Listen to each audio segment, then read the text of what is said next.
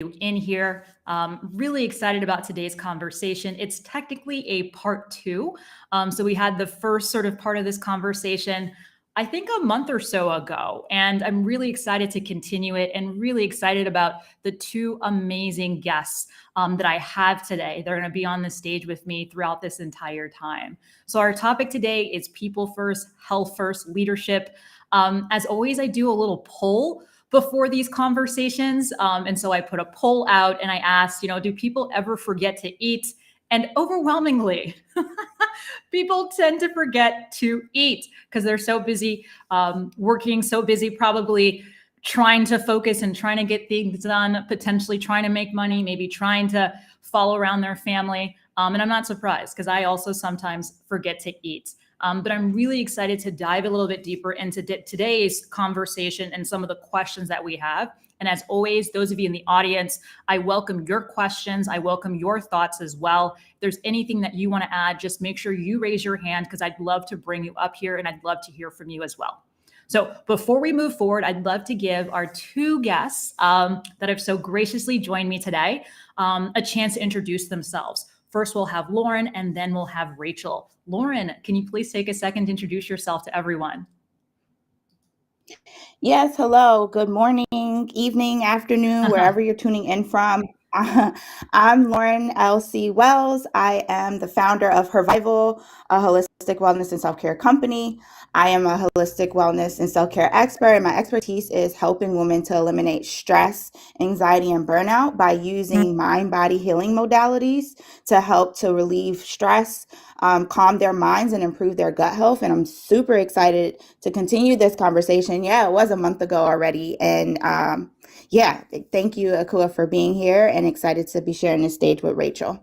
Yes, thank you so much, Lauren. And congrats, Lauren. I think I just saw that you also launched a LinkedIn newsletter, brand new LinkedIn newsletter. So congrats on that. And I'm looking forward to seeing. Absolutely. Yes. Thank you. Yes. Inner Zen Zone. Subscribe. It's definitely a space where we're going to start talking about conversations to support mental wellness for diverse minority women leaders. So I'm excited that we launched that finally. Yes, was excited to see it. And next we have Rachel, the amazing Rachel, who's doing some incredible things and also is putting together, I think, really, I'm so excited as well to see this resource database you're putting together. So Rachel, please. Absolutely. Hi, Akua. It's great to meet you, Lauren, finally. I'm happy to be here. So I am Rachel Kanarowski. I am the principal consultant and founder of an organization, a project called Year of Living Better. I worked as a burned out individual in corporate for many years, worked in high stress media jobs. I was the editor-in-chief of InStyle magazine overseas in the Czech Republic, where I lived in Europe for almost a decade. As you can probably tell from my accent, I am American. And so I'm now based back here in the US, worked in strategy for a lot of different CPG company projects at retail.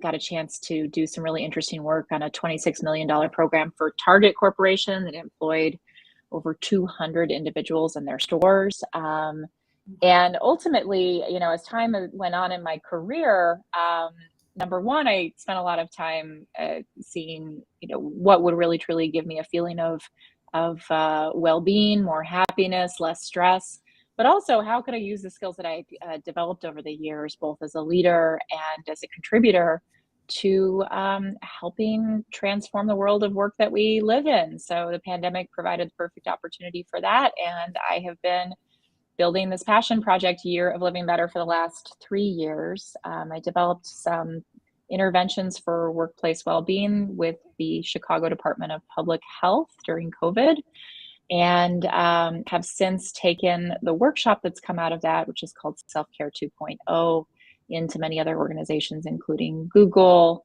the American Lung Association, and others. And I have a colleague here, Jenny, today. So happy to see her as well. Thanks for joining, Jenny. And just thrilled to be here for part of this conversation. Thanks for the invite, Akua. Yes, and thank you so much for taking the time to join. So once again, just to remind everyone that this is meant to be an open conversation. So if there's any point in time where you would like to join us on stage to share your perspective or even ask a question of one of our guests, please feel free to raise your hand. I'd love to bring you on here. So we're going to dive into this first question that we have here. And I think, Rachel and Lauren, both of you are the perfect people to help us answer this question and give some people some clarity around this. Because I think there still is a lot of misconceptions, I think, around this first question I have here.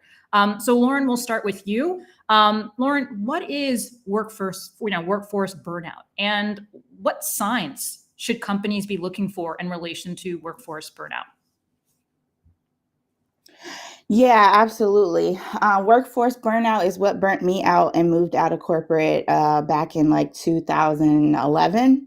And definitely the signs is more of realizing like uh, sometimes, especially women, I find this is where they take a overload of work, but very short responsive to answers. And like you're starting to realize the stumbles or the missing of didn't get something done, but always wanting to deliver. And, it's like, okay, I got it. I'm doing. And I notice those are some of the things that you start realizing: missing meetings, delayed or late to meetings.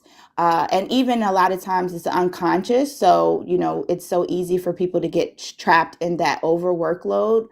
But when you see that they're starting to slip or drop the ball in some capacity, where minor things that they usually don't do is being missed upon. And you can also see it in body language. I think it's very important to realize body language and understanding the pace of response and breathing. Those are things that I kind of do a highlight of sharing in my mindfulness workshops. So, when people are much more like quick response, fast paced talking, and just kind of like, okay, yeah, I'm on it, and can't remember what was the last thing, forgetfulness. These are definite signs to pay attention. And an employer, a manager, those who really care, they'll be able to lean in and start seeing that if they know the person is not showing up efficient. And then lastly, call outs. A lot of just kind of like they were fine the first day and then they called out, or things kind of came up and they're not showing up the way they used to. Those are big ones. I know I never showed in my work where I kind of was an over workaholic and never used to show that, like basically never wanted anybody to see me sweat, right? But I definitely had times where I was starting to take more of my sick leave than I used to. So those were the things that my manager started to pay attention to. And luckily years later, we still have a very healthy relationship. And I appreciated that she noticed that I started taking my sick leaves and I wasn't doing that before. So leave of absence is a big one. It's definitely costing the economy a big, large sum of like $47.6 billion due to unexpected leave of absence. But those are definitely the signs to start paying attention to. Wow. Thank you. Yeah. Thank you so much for sharing that and sharing even a little bit more of your own experience and sort of what that looked like for you, the behaviors that tended to come up for you. I'm curious, those of you in the audience, any of these resonate, any of these things that you've seen maybe for yourself, or maybe even people you work with or people that report to you, let me know. Just use a little reaction. If anything that Lauren says or just said resonated or is something that you've seen. Rachel, I'd love to hear your perspective.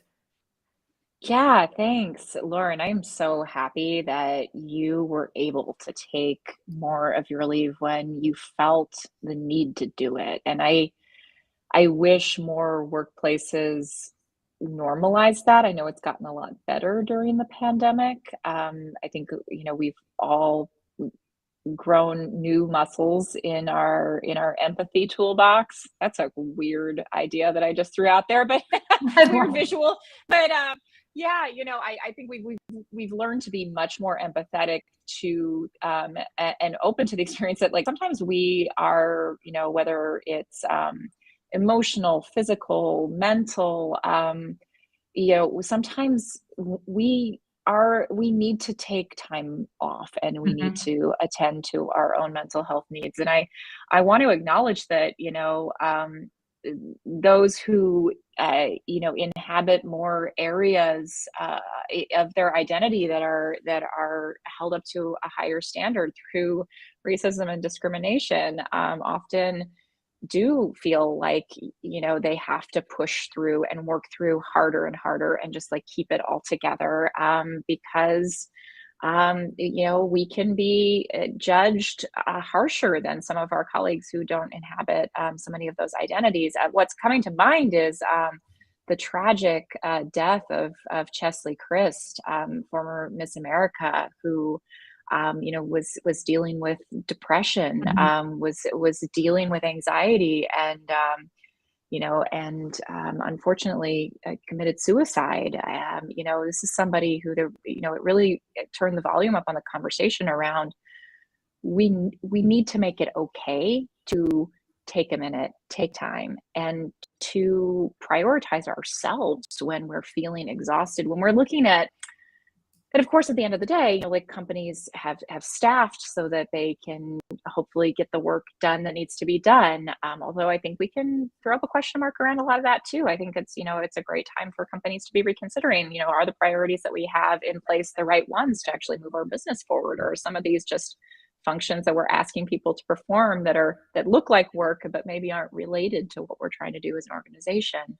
But as an individual, I think, this is going to look like, I think we know what burnout feels like and looks like, right? A lot of it comes from exhaustion, right? Because our nervous system, our body is actually very, very exhausted, either because we've been spending more time in that high energy, sympathetic nervous system arousal of anxiety, anger,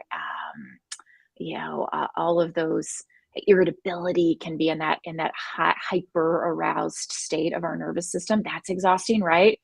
And it also can be very exhausting to spend time in a hypo aroused state of our nervous system, which can be very low energy, feeling, kind of bummed out, foggy, depressed. And there are times in our life that really do need us to experience those emotions of grief or sadness. Maybe we've had a loss in our family or in our community. There are times when we need to feel the emotion, the motivating emotion of anger or anxiety, when there are things to be nervous or angry about, right? Those are both of ends of those spectrums of emotions are very important information for our body to take in. And it's exhausting when we might not be able to make a move, take a change our job, change our relationship, change our city we live in, change the family we were born into. We just end up, our bodies, our emotions, our brains, our system is too taxed. And I think it shows up the most like exhaustion. Now, I do want to call out as one last thing, your top performing employees, it's not that they're not feeling those things. They might be feeling those things a lot of the time, like sadly Chesley Christ was. They are very good, as I believe that she probably was as a former Miss America, at hiding it, at passing, at fitting in, at playing the good worker in your organization. But, I just want to call it, you might not always notice. And if you are noticing, great.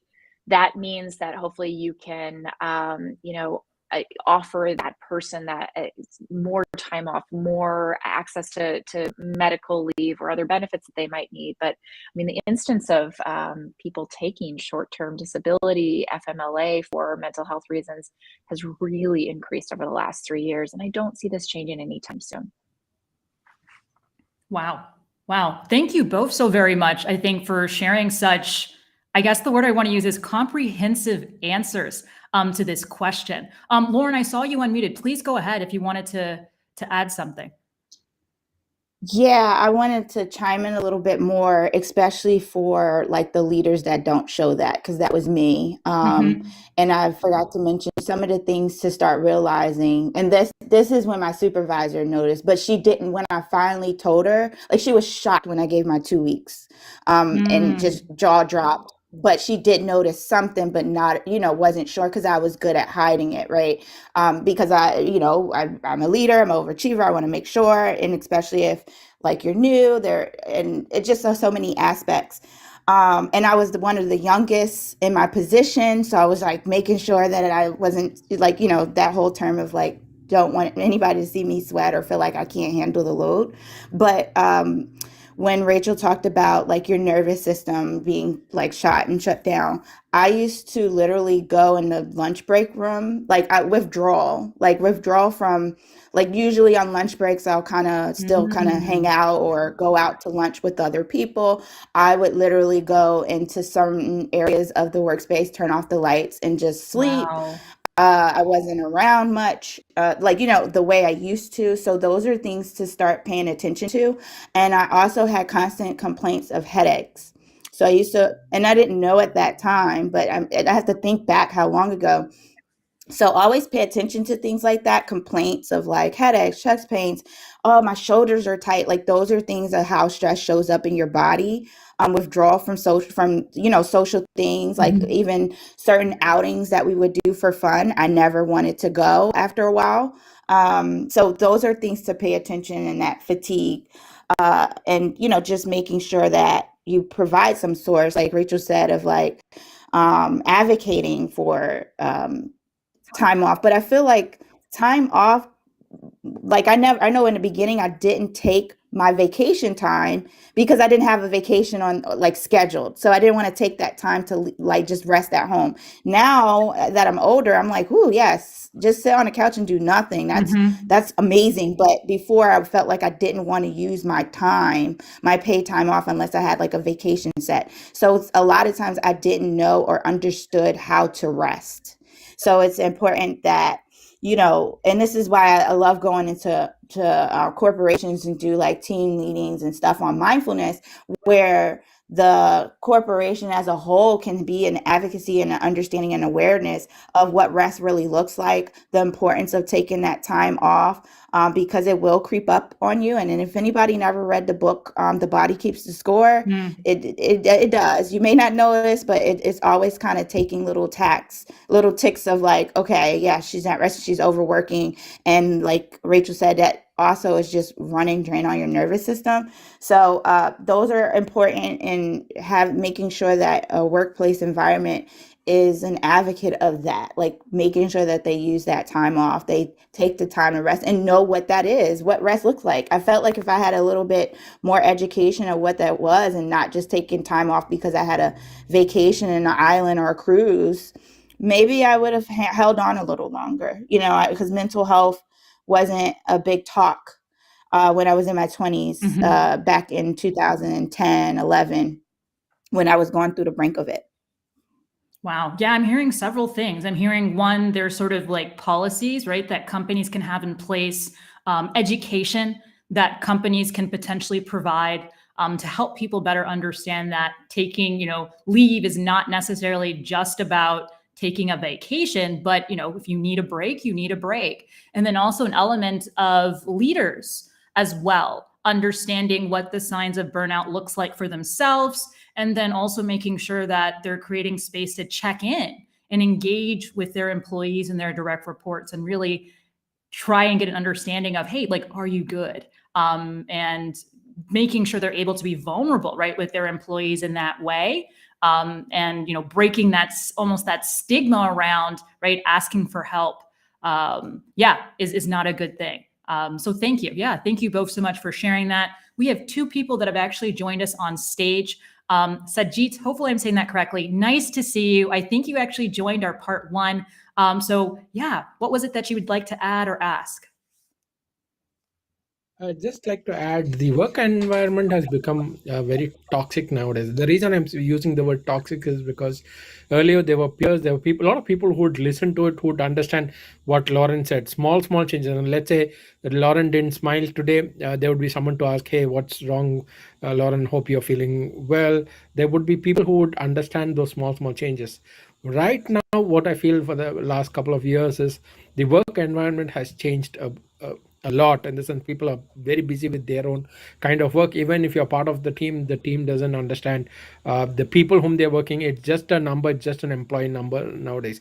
So it becomes, the onus comes on the employee or the person, individual person itself, to first take care of their mental health, and also take care of their physical health, right? So the onus is shifted a lot. Earlier, of course, there were people who would do it voluntarily. Now it's up to the individual, and that is an extra burden that individuals carry along with the workload that they have. That's a change that I'm seeing in the last couple of years in the work environment. Yeah, thank you so much for sharing that. And I can imagine now that many of us are maybe even working remotely, right? We're not even maybe physically present around others. So maybe even being able to see some of those changes might be a bit difficult as well. Thank you for sharing that. It's nice to see you here, Sajid, as well. Samira, please. Hello. Hello. Interesting conversation. Seeing as I just went through this last year. Oh, wow. Okay. So basically my experience was I'm a very private person. Mhm. And so like I hardly, I'm that friend who listens to other people's problems, and I never really share mine. And one day someone asked me, how come we always crying on you? So where do you cry? And I said, Wow. well, in my pillow. Because I'm always listening. I'm always listening. People call me to tell me their problems, and I never share mine. And last year I realized the importance of having to be vulnerable with other people so that you can liberate yourself, basically. Because otherwise then you carry a huge, like you're really carrying a load that you don't know you're carrying until it gets way too heavy. So my experience with work was I experienced burnout, the same symptoms as Lauren was sharing, headaches. I would wake up constantly every day with a headache. I would also isolate myself, and and my employer noticed, but they didn't ask. They did say, I see you've changed, or you are no longer as motivated as before. But the thing is, they never asked, how are you, Mhm. or what is going on with you. Their whole mindset was, okay, you're not like you used to be, and it's affecting the business. Uh-huh. So their only concern is the business and not the people. And therefore, if you seem off, well, I'm not going to allow you to bring my business down, so you have got to go. So that was the kind of thing that happened to me. And even though I'm really happy I left, I mean, I'm not there anymore. I left and I'm in a very nice place now Mhm. where they actually care about the people. The people are nice, and I'm able to interact, and it's easy to, be vocal with these. And I've learned to be more vocal as well. So that's the other thing. If you don't say it, they won't know. But they should also be wary enough or nice enough to ask when they notice, instead of just deciding that, well, it's not like I was bad from the beginning, or if you are bad from the beginning, it's like, okay, you really don't like this job, okay, goodbye. But if you were not bad in the beginning and suddenly there's a change, there should be, that conversation of, okay, something is going on and we need to figure out what's wrong with you. So that's what I wanted to share. I mean, I have multiple stories, but this is the main one. So Thank you. Well, thank you. Thank you so much for being open to sharing that. I know other people will definitely learn from your experience. And I think it's incredible that you found a place now where you feel like you can advocate for yourself, and that you do feel like you're being listened to, and also that people are checking up on you, and are interested in you as a human being, not just what you can contribute to the bottom line. So thank you so much for that. I actually think that, what Samira has shared is actually a really great segue to this next question I have here. And I think for some people, maybe those of you who are in this room right now, it might be obvious, but to those maybe who are listening to the recording, it might be interesting to be a little bit more explicit about this. But why should companies be interested in lowering stress and improving well-being? The well-being of their employees, right? Of course, beyond right the bottom line, right? There are monetary impacts of someone not being, not fully there, right, or being stressed. But Rachel, let's start with you. Why should companies be interested in even having this conversation? Yeah, Akua, and I believe that they're having this conversation. They're not really sure what to do about it. Okay. And, I hope we'll have time to get to some of those solutions, but they should care about it, and they do care about it because, as Lauren did, they are showing that this needs to change by providing their resignation. Mm-hmm. And I get really frustrated when I have seen coverage in some of the business press about how, well, the economy is, potentially going into a recession. The economy is unstable. There are these layoffs. So now we'll be able to fill roles more easily. Because what I've been hearing for the last 3 years from those in leadership roles at organizations is they cannot fill the open roles that are left. However, if you don't start to put some simple, practical solves in place, your organization will continue to see attrition continue, people leaving their jobs, and you will need to recruit for those positions then, and the people who are coming into those positions afterwards will expect more pay for the work that's being done. Most companies don't have unlimited budgets, and so unless you have 30% more to put into your payroll, you need to be making investments in improving the day-to-day situation for the mental, emotional, and physical health of your employees. And that's not to say that organizations aren't doing that. Mm-hmm. They are doing a lot of things, but there are a few misses. But that is why they should care, is because the easiest lever to pull when you are feeling stress from multiple areas of your life is to pull the let me change the job, right? Because the grass is always greener. And a lot of us do know from changing to another company, often the dysfunction can be similar organization to organization because there are humans working in every organization, right?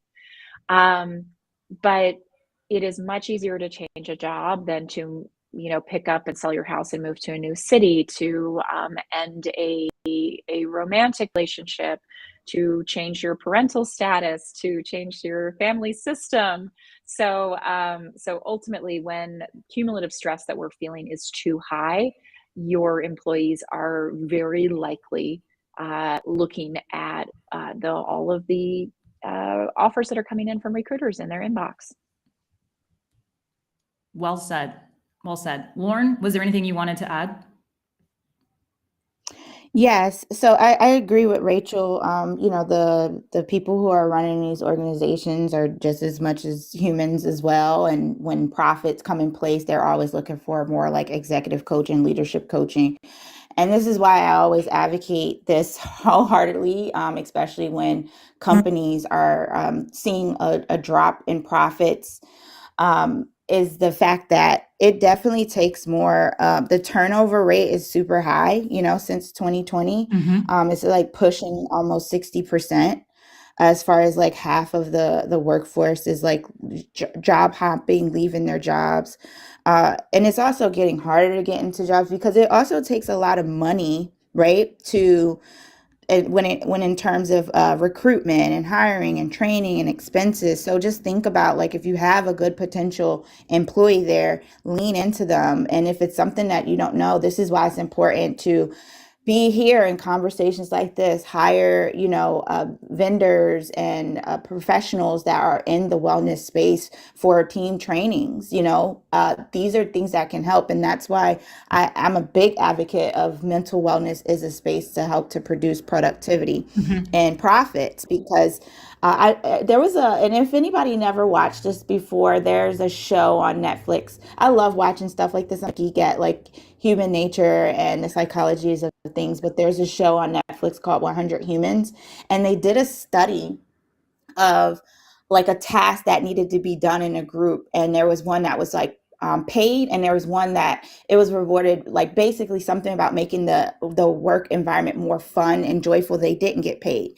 That group that fulfilled the position faster and was more joyful and smiling and not concentrated due to the pressure of money was a lot faster. They were able to produce the results. So that goes to show right there, it's not always the sense of chasing the dollar, it's the sense of chasing the capacity of enjoyment and fulfillment, and making sure that you can still, and understand you can still get things done and produce a profit, but still have a good, like more healthy, like Sajid was saying, that work environments are becoming more toxic. And I think it's just because they're focusing so much on the dollar rather than focusing on like the joyfulness and happiness of like finding a way to go over a task. And it is a matter of learning, because this wasn't our language years ago commonly. Now you're starting to hear mental health and self-care and put yourself first and people first. Like you're hearing that more because we went through a series of burnouts. So I definitely agree in a sense, like if companies don't start really prioritizing that and having conversations to come in, because I know that was what was, I never knew about this. We never did. I worked with adults who had mental disabilities. I was in the human and social service field.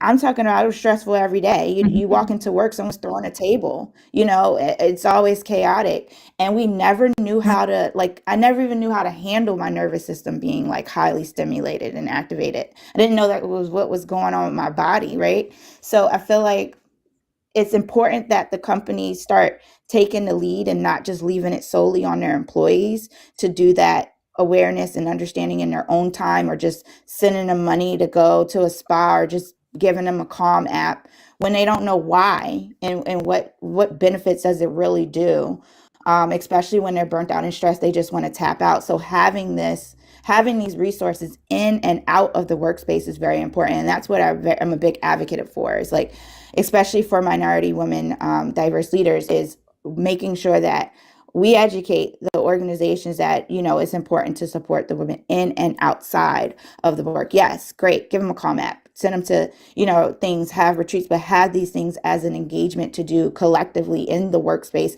as a culture is super important. Thank you. Yeah. Thank you. Thank you so much for that, Lauren. And you've actually started to talk a little bit about some of the potential solutions.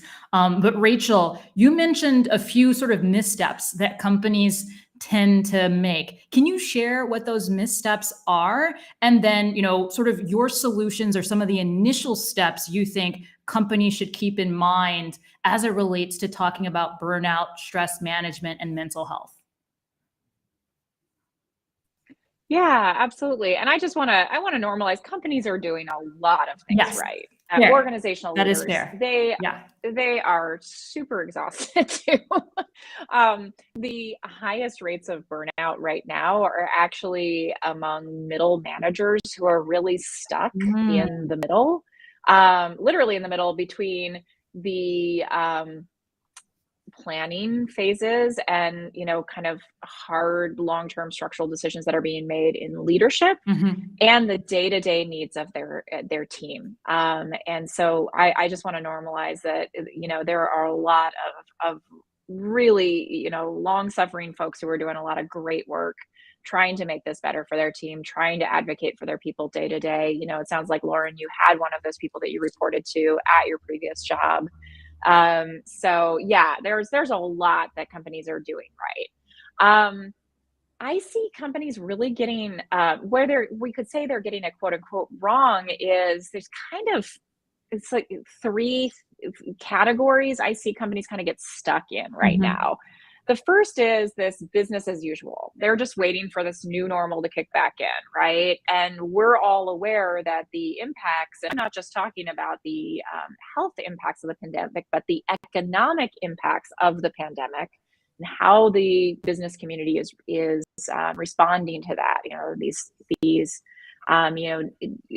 degrading values of our 401ks, which we've been watching the values go down on those, layoffs that have been happening,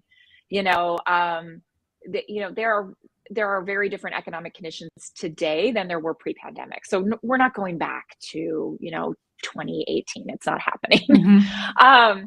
So, there's this viral video that's circulating right now from the CEO of a company that I was not aware of before, but I would never want anyone to go work at that company now, because he seems to be one of these people who just does not have a lot of empathy for what his people are going through. He can't quite see the entire picture. So, he would be an example of kind of this new normal, just like suck it up and get back to work and get back to the office and things will be back to normal, right? That would be an example of organizations and leadership getting it wrong. Then there's this other group, which is kind of like active inaction. Okay. These senior leadership groups are used to thinking about like big picture, 5-10 year planning. If they're looking at platforms that they might need to procure, or technology solutions that might be the answers to some of these burnout issues or engagement issues, right? There's a long cycle of procuring these new technology platforms, implementing them, right? So they kind of, this active inaction set gets stuck in this endless big picture planning, audit, implementation periods. And what's happening is day to day, nothing seems to be changing on the level of middle management in their team, right? So it just feels like it's being ignored, like that business as usual category. And this last group is like a really active group, right? This is what I would call like organizations that get stuck in the Band-Aid approach. So they want to do more, and they're open to adding maybe some new benefits or a new team building activity or thinking about something cool for an offsite. But really, these end up being Band-Aid solutions to a broader issue that's happening across the organization. They might not be available to a lot of different teams. There might be people from, an interest and ability, a geography standpoint, who can't participate in some of these things. And it leads to also juggling a lot of different vendors that are maybe like not even used to billing a company for the services that they're providing. If this is like let's like do pottery with Play-Doh on Zoom, these are probably not like vendors that are set up to actually invoice and deal with HR departments for things like that kind of procurement. It also, all of those Band-Aid interventions kind of distract from what is the ethos of the company around how they support their people, how they support their employees. And I think it sounds like something that has to be really complicated, but at the end of the day, there can be simple solutions that can include things like, let's up the communication that we have with our workforce week to week. Communication increased during the pandemic, and we saw from surveys done by Gallup that in the employee perception of how much their organization cares about their well-being increased during the pandemic because of the increased communications.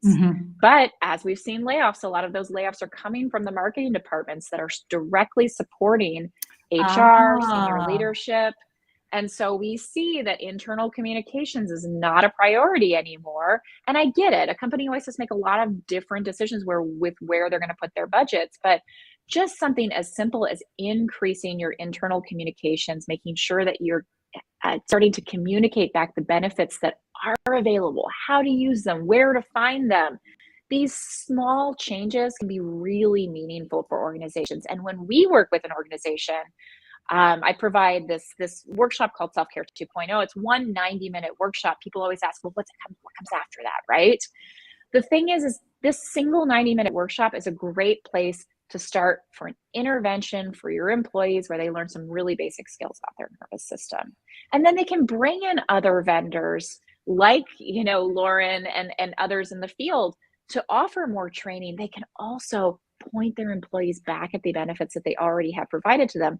But what they don't see is that we actually reconvene with leadership after this training to talk about the learnings from what we heard from employees during this event.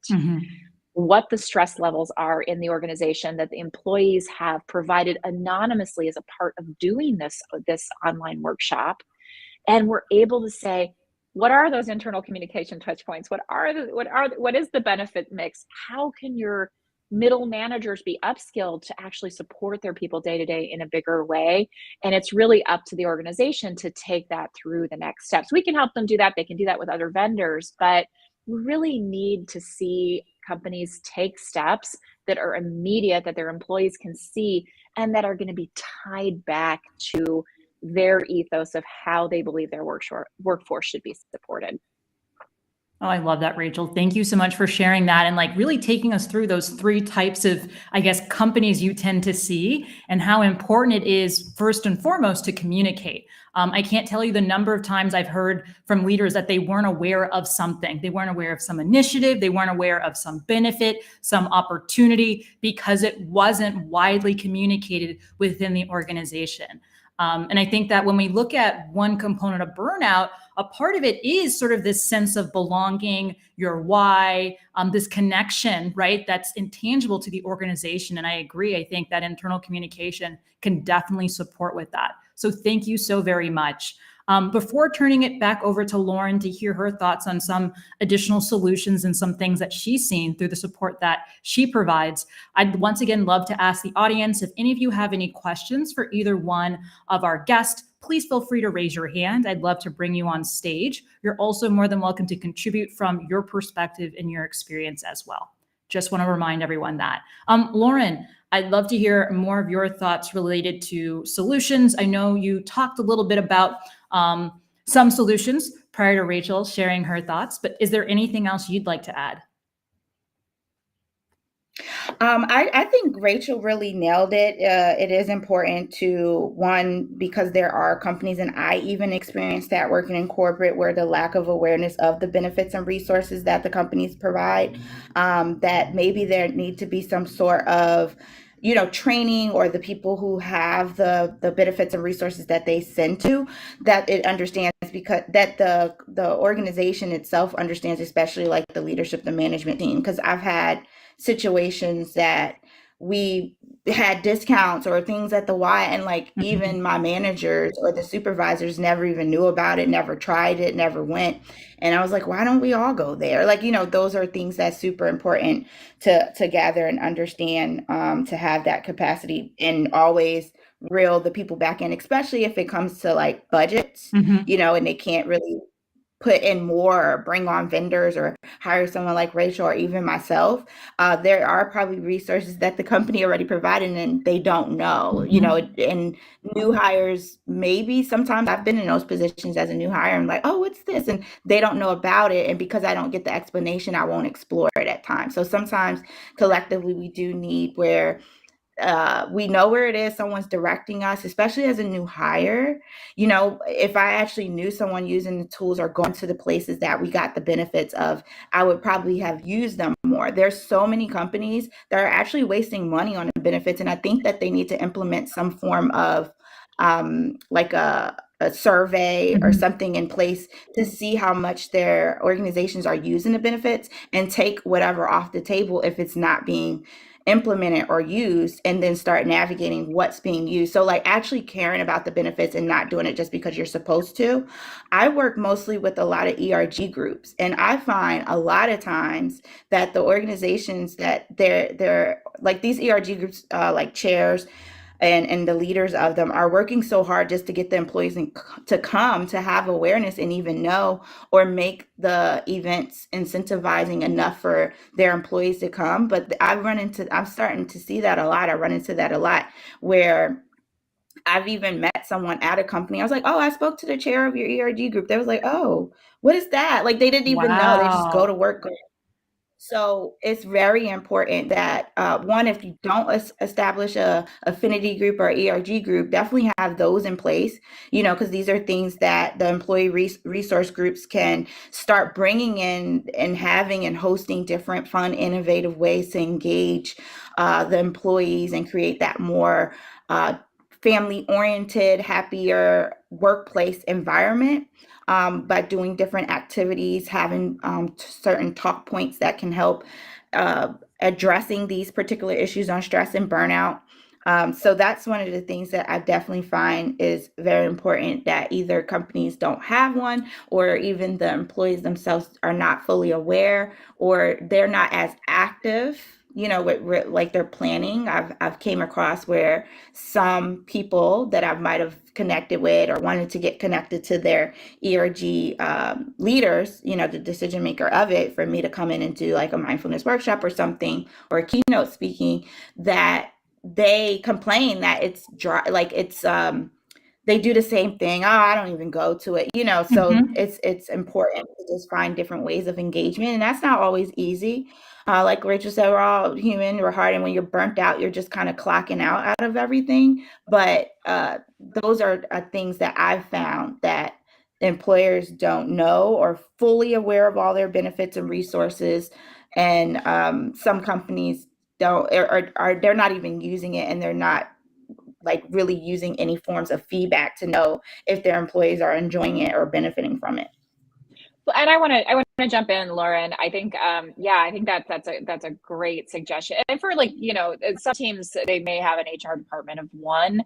Those HR folks can always go back to their benefits provider and ask for some sort of metric around utilization. And a lot of organizations are keeping an eye on it, or those benefits are already like baked into the like larger medical benefits plan. And I've seen that organizations within benefits, especially like the employee assistance program, which is pretty common benefit here in the US.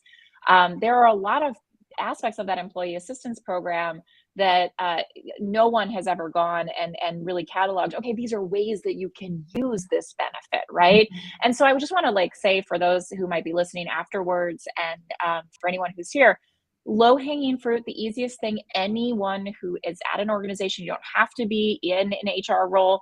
You can just be a people leader, or maybe just, someone who cares about the well-being of those around you, and you're willing to do some of this work extra and unpaid, which I do not agree with. But if you are in a people leadership role, especially, this is for you. Go through and take a look at those benefits, and maybe just like put all the links on one sheet and create that PDF and share it out with the other managers that you know. If you do have employee resource groups, that's great. Share it with the employee resource group chairs. Just share that document. If you can make it an open source document that you might have somewhere that people know how to manipulate it on SharePoint or Notion or Google Docs, whatever your company uses, put that information out there somewhere and circulate it and get that around.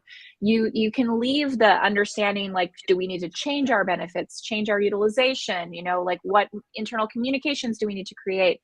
That can all be the next piece, but at the very minimum, just create that document. We do that for clients as a part of our as our follow-up for the event that we host. We put that on the replay website that we host for them. Hey, here are your benefits. And we point them back to that dusty SharePoint site, or, that login that everybody forgot. We point them back to that at their employer's organization. But you can just start it in a simple Word doc if you want. I love it. Yeah, absolutely. Make it user friendly. That's one of the biggest things. Love what both of you have shared. Thank you so very much. We did have someone who I thought wanted to contribute, but maybe he had to head out. Once again, I have one more question, but if anyone has a question or wants to share their experience, feel free to raise your hand. I'd love to bring you onto the stage. But my last question here is really for those maybe that are saying something along the lines of, the top leaders aren't listening. How can I get them to take action? So this is maybe an HR leader, an L&D leader, or maybe just a people manager within an organization, and maybe they're finding it difficult to have those conversations, to sort of try and get, the powers that be to take talking about whether it's mental health or burnout seriously. What advice would you have for them? Lauren, we'll start with you, and then we'll go to Rachel.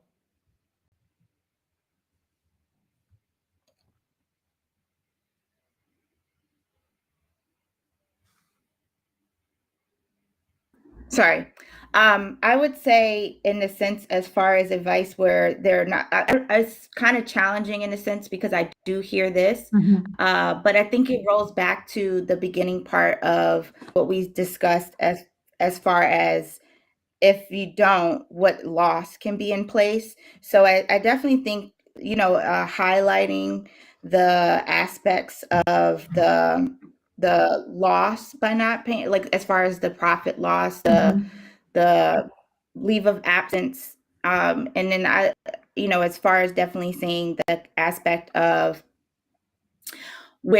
how much of an impact it will do to the leadership, is super important. But as far as like how to capture their attention, the actual leaders of not listening, I would definitely pass to Rachel. I feel like the only thing that I can say is the fact of highlighting the more of, because I feel like the leaders who are the top leaders, the L&D leaders, like you said, are definitely, their biggest focus is increasing profits and worrying about like the leadership and the coaching. So kind of highlighting and bringing in the metrics of the loss of leave of absence and how much that's hurting the profits of the company is the best way to go. But I would definitely pass over to Rachel on this one.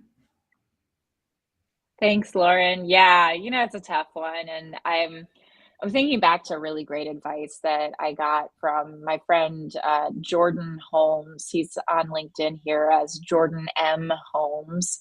I recommend everybody looks him up. If you can, put in the little search window, Jordan Holmes. He's awesome. He's also a Chicago local, does really incredible work with projects around men and vulnerability, as a project called How Men Cry. Which he recently brought in his training to LinkedIn and was just featured in Forbes. He's awesome. He's one of my absolute favorite friends. I shouldn't have a hierarchy, but I do. But I, often talk about men's mental health, selling to corporate, getting through these hierarchies. It's tough. It really is. One of the things that he offered to me a few years ago is that we shouldn't try to communicate to the people who are on the other side of the fence. You got to communicate to the people who are on the fence, right? And so if your gut is that manager is just not interested at all in mental health, emotional health, and a lot of our business professional world has not been focused on that for many, many, many decades, right? Generations prior to Gen Z, probably, all deprioritized mental health over corporate success. So if you have a gut that your manager is just like really not open to these types of services, you're probably not gonna like be able to like pull up a stat and convince them to invest $20,000 in something, right? But there probably is someone at your organization who has the respect of that particular individual, who does think that this is a priority, who sees how it's impacting the business. Lucky for you if that person happens to be in a revenue touching role, like, if your CFO has an eye on this, or your COO, or, maybe somebody over in procurement, or somebody in the sales team, because obviously, being at your best is going to be a huge part of how you communicate with clients and with customers, right? So, if you can find a champion in the organization who might have the respect of the people who are going to hold the purse strings with the investment, then that's probably the way that I would start going. So and you can always just say, hey, I found this cool workshop, or I've heard of this, provider, or somebody mentioned that they did this and this was like cool for them. Who would be the right person to share this with? And try to have empathy as well for, things in corporate often can be a little bit slow. So, you might pass along that resource. I have people I talked to last year about offering our workshop to their workforce, and last year wasn't the right year for them, and this year is. And they are re-engaging, and, it took a year for them to get this resource. And so, yeah, I mean, you don't have to purchase my service. You don't have to purchase Lauren's service, but all of us, I'm sure, will be happy to point you towards somebody who can help with specific challenges that you're facing. But yeah, find that champion internally, because more and more of the champions exist. They're speaking up, they're writing posts on LinkedIn. They might be writing posts on Instagram that show that they're an ally in this area. And I want to encourage us all to start thinking about the workplace as a place where we can provide more community care, and taking that, shifting that view to our workforce community, and how we can support that community in ways that are equitable, in ways that, really are focused on both the big picture, the financial health of the company, which is employing all of us, but also the health of the teams, the health of the individuals within that system. I think, thinking about workplace communities as community care structures is a really interesting area where I'm putting some new thought into personally. I love that, Rachel. Thank you. Thank you so much for taking us through that and giving us an idea of where we can start. So Lauren starts with, speak their language, right? Making sure that you're sharing things that are probably going to resonate with them, typically about the bottom line. And Rachel really recommends making sure that you have a champion, right? Someone who already is kind of on your side, as opposed to trying to go to somebody who's, on the other opposite side and trying to convince them. Start a little closer to home. I love that. Absolutely love that advice. Oh, go ahead, Lauren. Real quick. Could Rachel, I had the same experience where the timing wasn't right with the organization, and then like months later, almost a year later as well, where it did make sense. So I definitely think it's important that, have a Rolodex of contacts or things that you think is great for the organization. And then also, I didn't think about it because literally when you asked me, my Amazon package came, so I didn't hear the full question. But the fact of like other departments. So there's an organization I worked with, and that department, it wasn't the time. And the person who I talked to was kind of trying to work on their team director. But they had to utilize a good friend from another department and what they were working on and seeing how valuable it was, and kind of bringing in a champion from that space to share like the value and how well it's working in like the sales department versus the customer service department. So those are things too, but I definitely think it's just a matter of timing, but don't have a fear of rejection. It may just not be like Rachel said, the time, but keep a Rolodex of things that you would think would be beneficial for the company, and don't give up as far as having that as a resource, because at some point in some time, maybe they'll start paying attention to it, and it's just a matter of what is on the top of the to-do list. Not saying that these like mental health, I'm starting to realize it's climbing on the top of the to-do list than years prior to the pandemic. So that's one of the things too. It's definitely keeping a Rolodex of contacts of things that will be beneficial to the department. Thank you. Thank you so much for that, Lauren. And thank you so much, Rachel, also for joining me today. I know all of you today could be any place else, but you're here and I really appreciate it. To close us out, Lauren, can you please share where people can learn a little bit more about what you do and the best way for them to get in touch? And then Rachel, I'd love for you to do the same. Absolutely. So you can find me here, of course, on LinkedIn. This is like one of my cool hangout spots now. And my website is hervival.co, hervival.co. That's where you can learn more about our services, our workshops, and our events that we have coming every month, as well as learning and subscribing to our new newsletter, Inner Zen Zone, where we're all about elevating the inner peace for diverse leaders. Thank you, Lauren. Rachel. Awesome. Yeah, and I'm following Lauren's newsletter now. Cool. So yeah, click over on LinkedIn. You can find me. I'm Rachel Kanarowski. For those who are watching or listening later, it's a very long last name, but if you start putting in K-A-N-A, I'm going to come up.